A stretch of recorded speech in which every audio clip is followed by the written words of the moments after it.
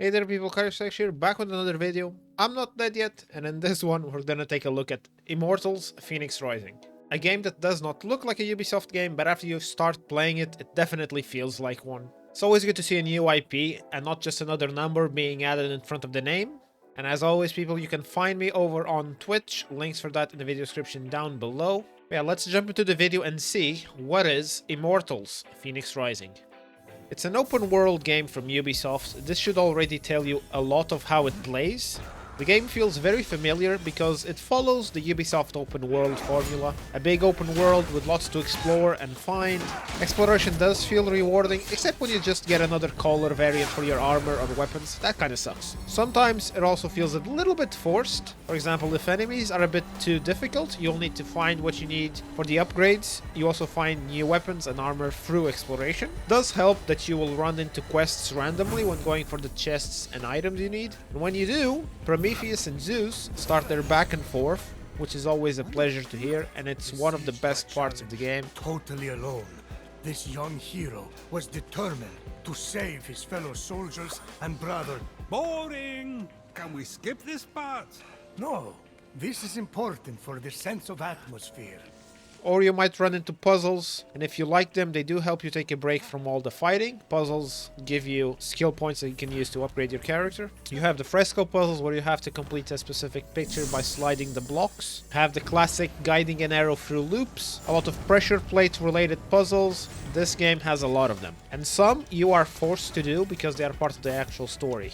I can see how some people might find these annoying, since you actually need them for the character upgrades and story progression. The stamina in the game could have been a bit better. It drains too fast when you are starting. It felt super limiting. Even when you get your first mount, sprinting is still limited, but it recharges in like 1 second. So what's the point of having mount stamina if it recharges so fast? Just let me run freely and explore the world you created.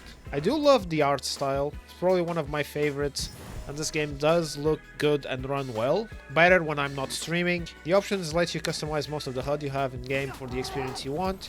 Graphic options are standard, you can customize to get those extra frames. Textures aren't bad, but since the game has a very specific stylized look to it, they do age well. These are the system requirements on the PC in case you are wondering if you can run it.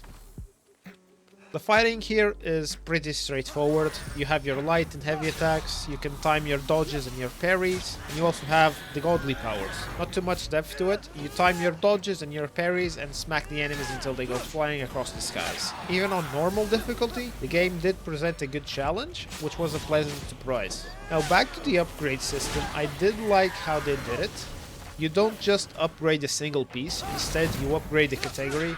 So if you upgrade the sword category, every sword you have gets upgraded. Same for the other category options. It's a nice change, makes you have to farm slightly less than when you upgrade individual pieces. One of the things that really stand out is the voiceover work they did with this one, especially the narration. It's really good. The back and forth between the characters is well done and very believable. There are a lot of subtle stabs at each other. Most of it will be through Zeus and Prometheus, but the other gods will also make fun of each other. The narration and voiceover is probably one of the most memorable parts of the game. Just check out this next scene, and there's a lot more like this in the game. A bolt of my lightning! Scattered, hidden by Typhon. It's over! Phoenix is Helios Ash. No one can handle those bolts but me. Oh, really?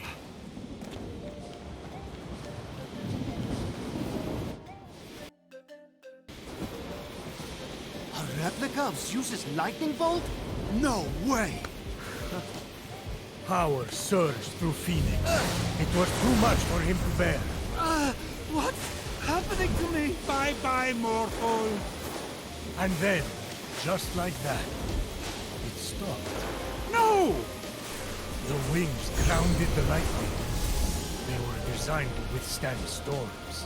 That shouldn't be possible. And yet, this is just the beginning. The music, it has that epic feel to it. It reminded me a lot of Assassin's Creed Odyssey. It isn't the same setting. I did have some sound issues on the PC. The audio would double or sometimes cut out at the start of a cutscene or when changing scenes. It was really strange. The story, though, is pretty straightforward. The Greek world is in trouble and you have to save it. The narration is what keeps you hooked. Replayability wise, this one follows the Ubisoft formula. There is a lot to do, yes, and the time you take on your playthrough will vary depending on how much exploration you want to do. But after beating the game a first time, I don't really see a reason to go through it again anytime soon. It is a linear game and there are no choices you make that influence the game. And bottomless canyons leading to nowhere. Nice sell.